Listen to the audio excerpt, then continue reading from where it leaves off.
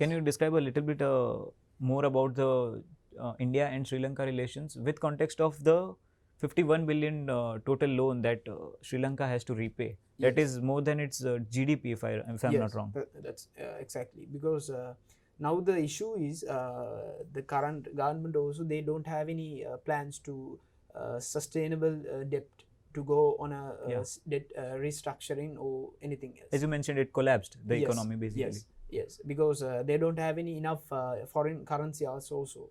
Because to import. I think they have 25 million only of forex reserves. Yes. Now it was lowered unto 2 million. Oh. The recent figures. Yes, recent figures. So now they are begging from all countries, as well as they are planning to get help from IMF also. But the thing is, they had lost so much revenue. I can say as example, from the 2019 election, they had promised to the businessmen because they had helped for their campaigns. So they have promised to the major businessmen in Sri Lanka who have imported rice and sugar and all the things. They had promised to give tax-free policy. Okay. So after that, they got removed the direct taxes, and they implemented the indirect taxes. Okay. And after that, they had reduced the VAT to it was 15%, and now it was 8%. Okay. So after that, it was like 600 million from one industry. We can say from sugar. When they import sugar, it was the tax was like for 1 kilo, it was like 1 rupee and 50 cents, and now it was like 50 cents for 1 kilo. Oh, yeah. So there's a drastic change. There's a drastic change. The economist has they let the government, because it is not a right decision to do. So they suggested, but the government didn't listen. Yes. Okay. They warned also about this. It will be going to a similar thing as present, but they didn't hear.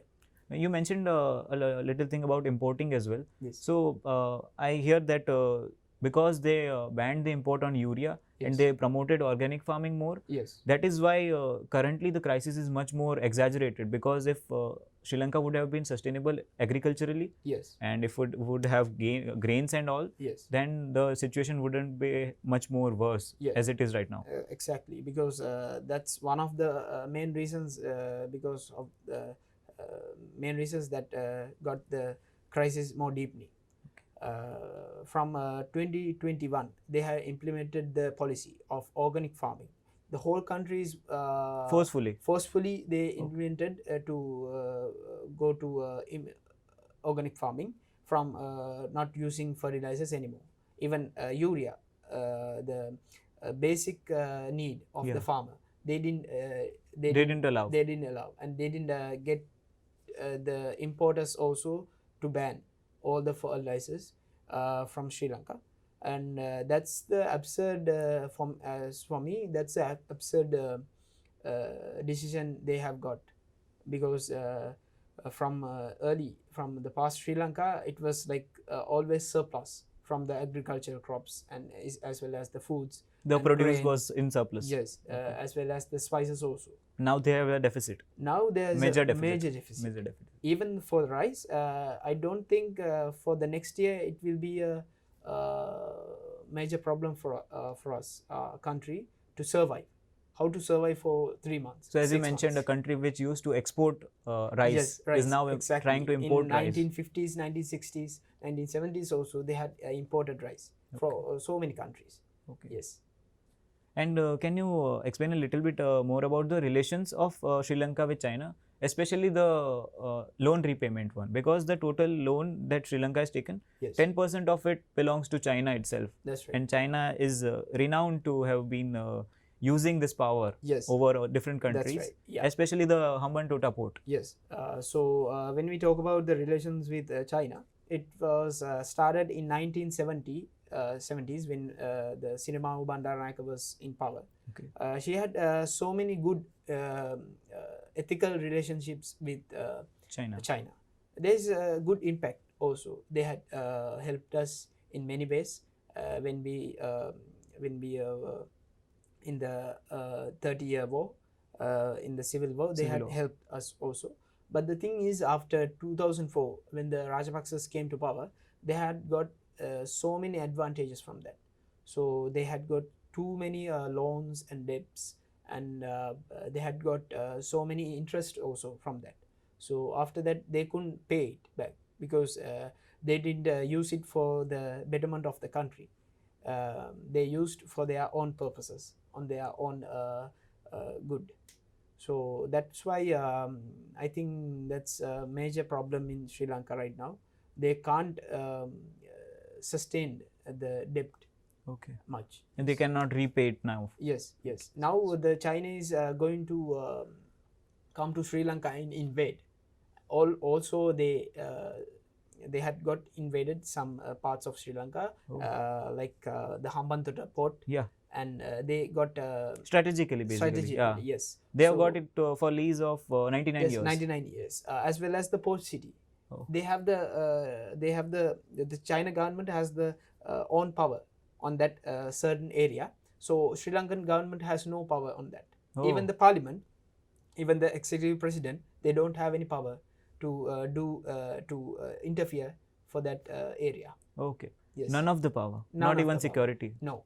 They have issued a new council for that parliament, from the parliament, and they don't have any power. Even the speaker, even none of the members of the parliament can do anything. Okay. Yes. And it is believed to be one of the busiest route in the world, the southern part of the Sri Lanka. Yes. Actually the port city is situated in the western part. Western part. Yeah, okay, western part. The sorry. Capital in the Colombo area. But the Hambantota port is situated in the southern part, more southern part in Sri Lanka. Yeah. Yes. And can you explain a little bit more about the current president and prime minister's crisis right now? Yes. As the president has fled away, and none of his family is traceable as of now, and his house has also been embarrassed by the people. Yes. So I want to mention first about this struggle. As we say in Sinhala, we say Aragalaya. It is known as the struggle of people. So it was started in April 9th, 2022, because of the current crisis and because of the major issues in Sri Lanka, and they want to enforce a new system for the current economic crisis and the political turmoil. So they had so many good positive plans, and they have suggested so many plans right now, and now people have get used to what they saying, and they listen what they saying. Before that, anyone could hear because of the political slavery as well as the political agendas of their own lifestyles. So people doesn't hear. But now the people getting people getting the right track, I can say. So from this protest, they have won so many things. They had got resigned the Prime Minister Mahinda Rajapaksa in May 9th with a big drama in Sri Lanka. So after that, June 9th, 2022, the former Finance Minister Desai Rajapaksa, even he was one of the MPs in the parliament. He was also resigned. So after that, the recent activity was in July 9th of July. It was more than they say 1 million was in Presidential Secretariat's office. They have gained power. They had invaded the office also. The 1 million population. 1 million. They are suggesting. They are predicting that. Yeah, predicting that. So from 9 July, from before 9 July, they had suggested the whole government, the president, now the new Prime Minister is Ranil Wickremesinghe, not new. He was appointed as the new Prime Minister from May 9th. So after that, the people has had said enough of this government and this system, and from this economic crisis, and from this political turmoil, and from all of this now people had enough. Got enough. Are they happy with the current Prime Minister, or are they not? They didn't even vote for him. Okay. They don't even, because he's from UNP, right? Yes. Okay. And he got one seat from the national list. That's the major problem from him. So the people's from the people's thing, there is no such choice for him. So what would you suggest would be the solution to this? Because currently they don't have the resignation of the president yet. Yes. And who would be the next president? Actually, from the suggested plans, from the suggested areas with the struggle, with the people in the struggle, there are lawyers, doctors, engineers, teachers, and working people, as well as the businessmen, and all the categories of people. They are suggesting these new plans. So actually, they right now for the this current situation, they suggested an interim government. Yeah. All party government, because they don't have any option to resolve the parliament right now, because as in the 20th amendment, they don't have the power until 3 years of the parliament's reign. They can't resolve the parliament until 3 years. So they don't have an option for re-elections as of now. Yes, until next year July. Next year July. Yes, they can't receive. And who would be the acting president till then? They suggested so many names, like from the opposition. They have the opposition leader, and as well as the leader of the JVP, as known as Janata Vimukti Peramuna. He's Anurukumara Disanayaka, and as well as from the member of the SJB, Sarath Fonseca. He was the army commander of the when there was the civil war. He was the commander of chief in Sri Lanka back then. He was and he is the field marshal right now. Yes. And the president would be elected on July 20th, they are assuming. Yes, they are assuming, but still we can't think that Gotabaya Rajapaksa will resign, because he didn't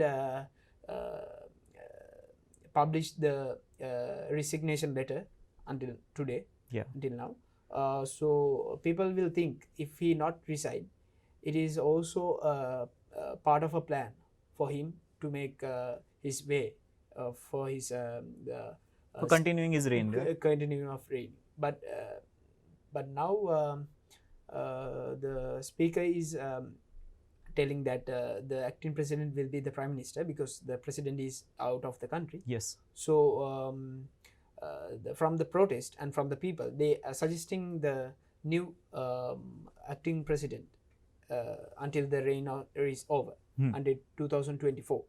So they suggested a new president and a new prime minister, and as well as a new cabinet. Yes. So once they receive the resignation letter, would the acting president still be prime minister, or the speaker would become the president? There are two ways of going for the presidency. For the current situation, from the constitution, it says if the current president is resigned from the choice of the parliament, they can choose either the speaker of the parliament as the acting president, or they until the reign is over, or else they can choose one of the members of the parliament. Yeah, who has the maximum number of votes, and the majority can be used as the government. I mean 113. If anybody has the 113 major, if they cross that mark, major choice, he can choose as the president. And after that, the president can allow the parliament to choose one of the members in the parliament for the prime ministership. Okay. Yes. So what's your opinion on this whole thing? How it can be resolved over the time in the nearly next 3 or 5 years? Yes. So my personal opinion is for this, we want to make a new council. Actually, this is about international. Internationally, we want to start a council to ask from other countries to give us aid and give us help in this crucial moment. And as well as we want to concern about our manpower as well as our tourism industry and all other industries. We want to regain the power and regain the strength of the industries in our country, as well as the resources. We want to get the maximum benefit of it. So I think people can do it. Exactly, absolutely, they can do it, but they need to change their mind as well as the attitude of their behavior from their past political agendas. Stances, basically. Yes. So do you believe that this crisis has led to forcefully make people literate about the political system? That's still debatable. Okay. But I think most of the people now, they had regained the consciousness about the whole current scenario, current situation, even the corrupted political system as well. So now I think most of the youth, they have more conscious and they have more active in this scenario. And I think in the near future they will got the opportunity to elect for the parliament. Okay. And they can give their own ideas and own opinions for the betterment of the country. And after that, I want to say about the imports and exports. If we have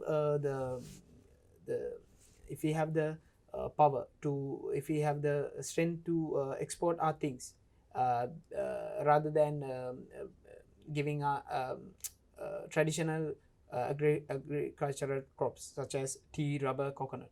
Apart from that, if we can produce more from our crops, like diversifying the whole crop culture. Yes, we can say like rice, refining sugar, and after that spices, and after that there are so many things we can say, like we can say the resources, and we have mineral sands, a lot of things.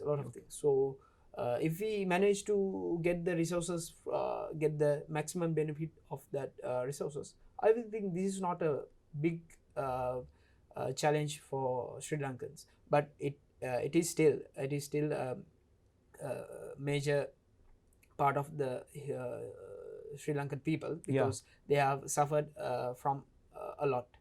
They have suffered from many things, from the economically, politically, socially. They are distressing. So right now also people had